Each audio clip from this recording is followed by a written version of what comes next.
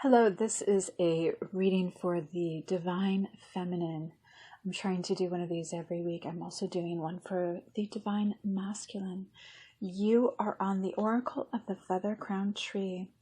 I'm going to do a blend of reading from the books and an intuitive reading. I don't know if I'm going to separate them into one or the other or kind of intermix them a little bit, but that is what I'm doing this week. I just started doing that a little bit more with my other readings. I'm a new reader, and so I've been giving my time to kind of study the decks and whatnot before I jump into a lot of intuition. I know that they advise otherwise, but instinctively I feel that both are necessary for me. So I do use a different deck for each one of the positions, and they each represent something of value to the overall function of the reading. And I'll explain those as we go through. So this is a pyramid reading. I'm really blending East and West energies together. And the crowning pinnacle card of the reading is from the Kama Sutra deck. And this is really about how these energies come together, how the divine feminine and masculine come together, how you can come into spiritual harmony with what you identify with as source, and really, if you want to interpret it as a relationship reading, you may as well. So it can be a very spiritual or emotional reading. Let's see just what I'm getting off of the crowning card as far as these energies coming together right now. There is this looking eye to eye towards one another, the divine feminine and masculine really coming together. The masculine energy seems a little bit ill for some reason, and maybe this union with the feminine will help restore the masculine's energy. There is love surrounding them.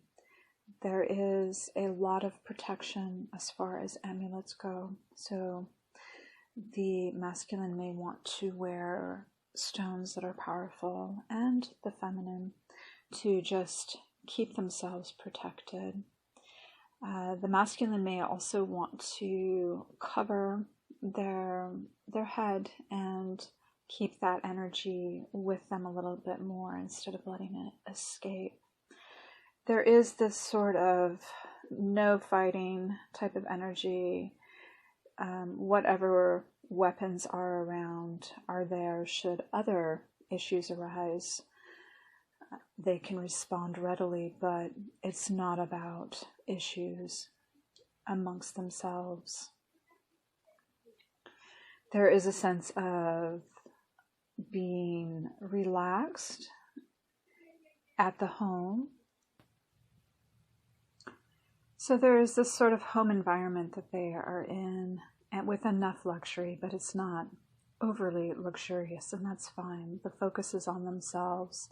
There's plenty of worldly luxury around them and places that they can go to worship, to be enlightened, to seek sanctuary if need be.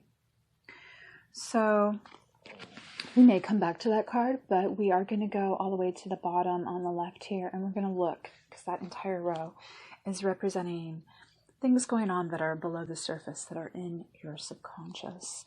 And the first card we're going to take is from the Shaman's Oracle, and we have Ancestor of Skill. Now this position is really going about as deep as you can into what is just wired into you through your DNA, your ancestors, grandfathers of grandfathers of grandfathers, like going so far back, and how things have carried into your modern day reality. So let's see here. We have, I am the ancestor of skill. I teach you how to find a sense of balance and wisdom, and how to channel this into whatever task you undertake. I can enable you to uncover the skills latent within you that will imbue you with positive energy. I stand for the artistry of life itself and can teach you how to best access the single most important skill of all, knowing the art of living. The artful and versatile soul can always find a way, no matter how wide or deep the chasm ahead. Many cave images depict ancestral figures that are part human and part animal, symbolizing the fundamental connection between them. Skills can be learned through observation, but this need not be limited to observing humans. Here, the ancestor of skill appears as a hybrid of a deer and a person, expressing how important it is to blur the edges of common perception and seek skills from unusual, even unlikely sources. Crucially, we must look within ourselves to harness the abilities we already possess, but have not yet discovered. These are often the most enriching.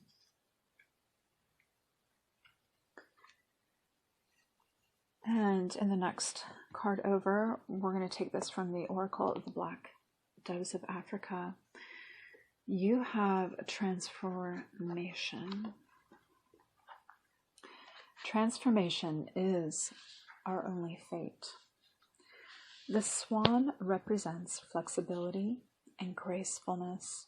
To others, the swan seems to be in great danger with its neck bent back like that. But the swan knows it is completely safe despite all appearances to the contrary. That is the attitude we must take to be victorious, as symbolized by the olive and laurel trees. By the way, I meant to mention that this is in the position of your immediate surroundings, what's influencing you from your culture, from your neighborhood, from the media, things that you interact with outside of yourself on a daily basis, friends and family included.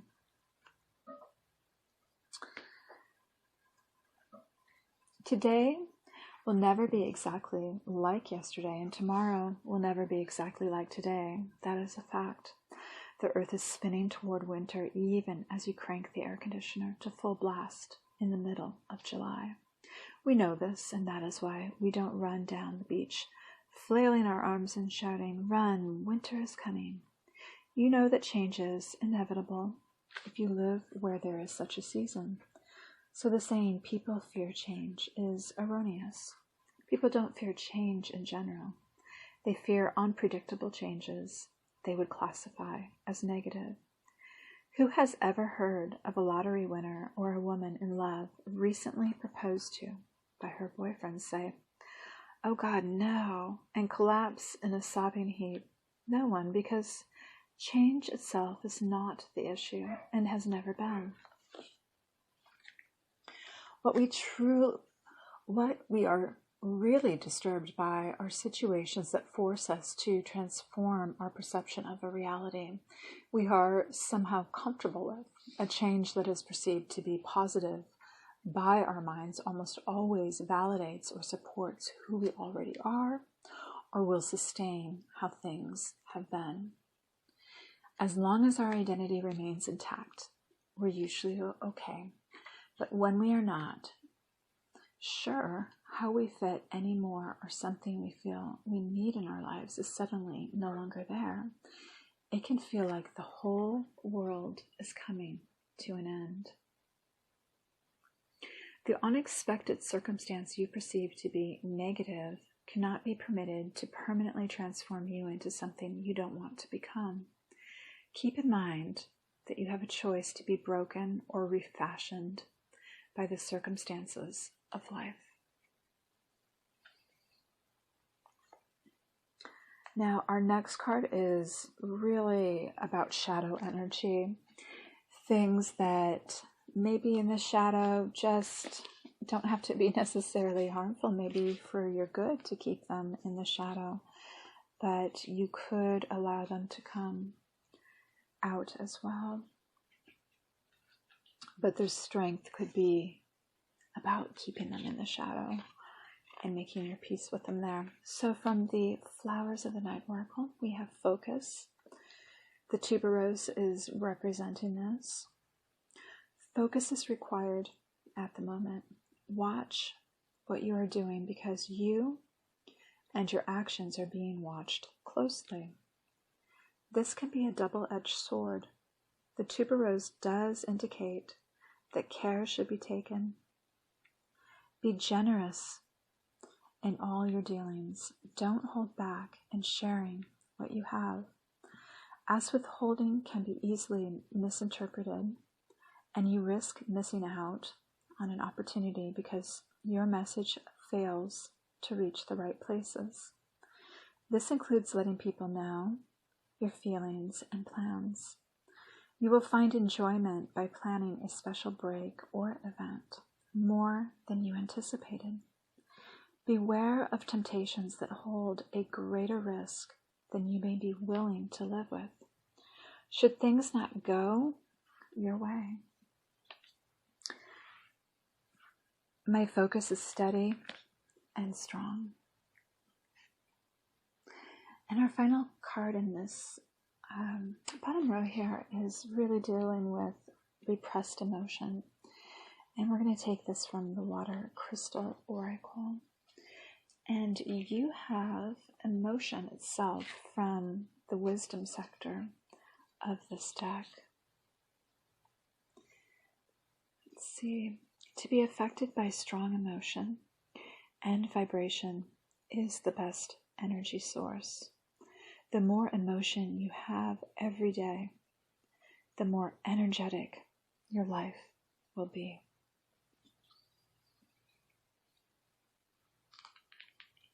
I loved that. Okay, so we are now going to jump up into the higher realms and take a card from a more Western and then a more Eastern perspective regarding very, very high energies.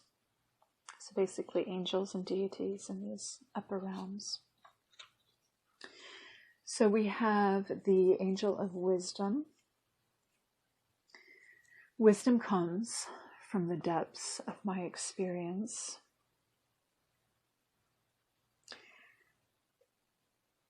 The realm that this angel is in is the angel of heaven, of paradise. Its function is to bring wisdom into the lives of us all. Its gifts are, it can help you to become receptive to the wisdom of God, find wisdom in your life, seek wisdom in all your experiences. This angel is seen guarding the gates of paradise. The angel prevents all from entering who do not know their own divine nature. The candle signifies the flame of wisdom, without which we are unable to experience the joy of paradise.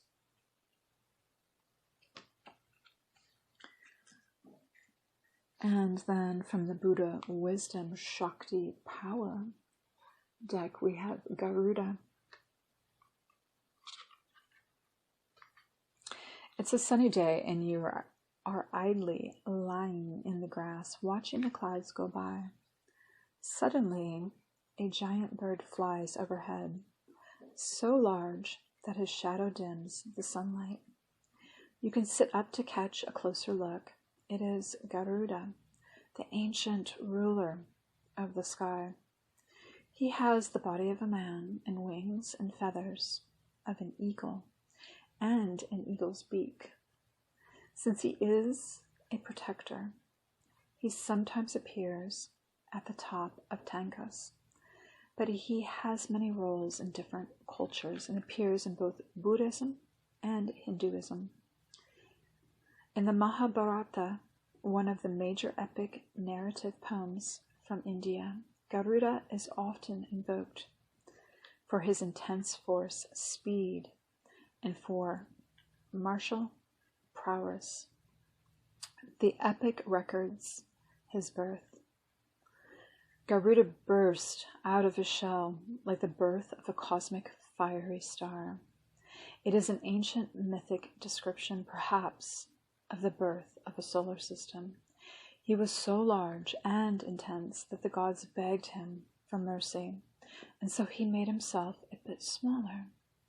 Vishnu, the god of preservation, rides on his back on his daily flight through the heavens. He is also the sun god, Ara's charioteer, and the father of all bird families. The Garuda birdmen are enemies of the serpents and nagas, snake-like spirits that live in the waters and earth. Garudas rule the heavens, and the nagas rule the underworld. Garuda often wears snake jewelry and holds a snake in his talons or beak, showing his dominion of that world. He is particularly popular in Indonesia and became their national symbol. Carrying charms with Garuda's image on it protects people from snake bites and evil. Worshipping Garuda removes the effects of poison from the body.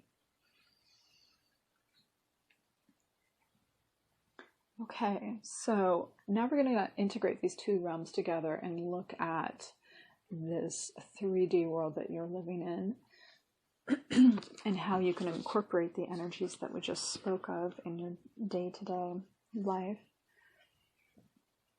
So you have Asura, the sun god, and this is really representing the energy that you can hold this week. Let us sing the glories of the sun god, whose beauty rivals that of the hibiscus flower. I bow to him, the greatly effulgent son of Kashyapa, who is the enemy of darkness and destroyer of all sins. Blessings from this card are honor, status, fame, reunion with one's beloved, freedom from disease and ailments, general vitality, respect, and power.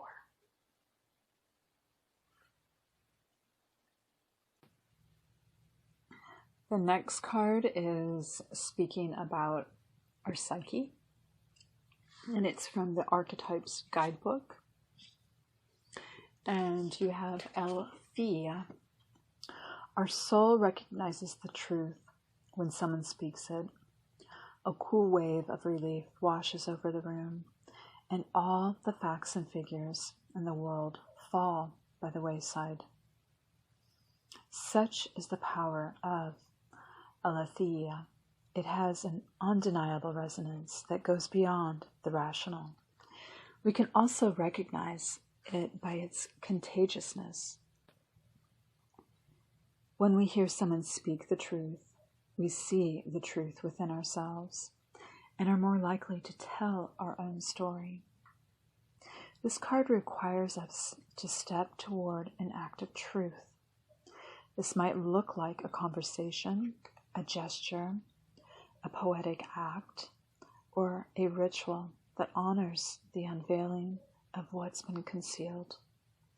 Reclaiming your own truth is a way to reclaim your vital energy, health, and a sense of belonging in the world. Truth has its own wings. Set it free. And our last card from the Starseed Oracle is Loosen Your Grip. Coping mechanisms, density, addiction, let God in. This is about the action that you can take when you integrate the shadow and the higher energies into your life this week. We're cyclic beings. The Mother Earth teaches us how to be human every day with the coming and going of the tides and the seasons. If you're clinging to anything, you're resisting the natural flow of who you are. The things we cling to are so often those we most need to let go of. The food, the substances, the relationship, the job, the people-pleasing. The things we cling to often cover up our most vulnerable space. the part where we're most afraid to leave empty, the part we guard and don't let grace into. But by keeping that space covered with something that doesn't serve us, or clinging to it for fear of it not staying of its own accord, we prevent ourselves from receiving the things that will. A Course in Miracles tells us, whatever we leave empty, grace will fill. And the Buddha said, you can only lose what you cling to. Indeed, both are true. If this card appears, you're being called to find the courage to loosen your grip and give up control, to release your coping mechanisms and leave space for grace and God to enter, to surrender all that feels dense to the divine. Loosen your grip. Loosening your grip doesn't mean that what you're clinging to will go away. It may, or it may stay, but you can be sure that what is for you will find you, and you'll breathe easier knowing that you've shifted from relying on your own strength to surrendering to the grace of life. What are you clinging to for fear of nothing coming to take its place? Okay, Divine Feminine, I'm going to take a moment here to kind of look over and see what may come up intuitively for you, aside from the crowning card that we had. I'm seeing this real split, like there could be a propensity towards black and white thinking this week, especially in the realm of love. And this could be compromising your value for it, what you find precious about it. So this inherently could really create a lot of effects through all the areas of your life. You may be feeling overwhelmed by the masculine this week, as if they have the upper hand, as if they are in control of the universe and even holding your power as a female as their power, and really leading the entire world with that. Still a very heavy feeling of that they're in charge. This may have you feeling despondent, like you're falling endlessly falling. Even though you're in your energy, it's like a void of your own energy that is locked out from the rest of the world. There is hope, though. There is something about the inner child of the masculine that is the energy that they need to be in, that can help restore the love and the grace of higher masculine energy that even rises above and beyond what was before, what was considered the pinnacle of divine masculine energy. This creates a little bit of a snarl, though. They have to wrestle with their own, what they have cast as negative and what they've put below them. They need to have that sort of confrontation with themselves, and they are somewhat rising above it. They need to find the enlightenment here. Otherwise, they themselves could burn badly from it, be harmed badly by their own excessive dominance. I see more of this quiet energy as well that feels a little bit burdened still. They're trying, but they're just sort of like feel a little bit ignored, perhaps, to be integrated into the big picture in the world. Almost reserved, like they are set apart and turned away and isolated. Still getting that very strongly.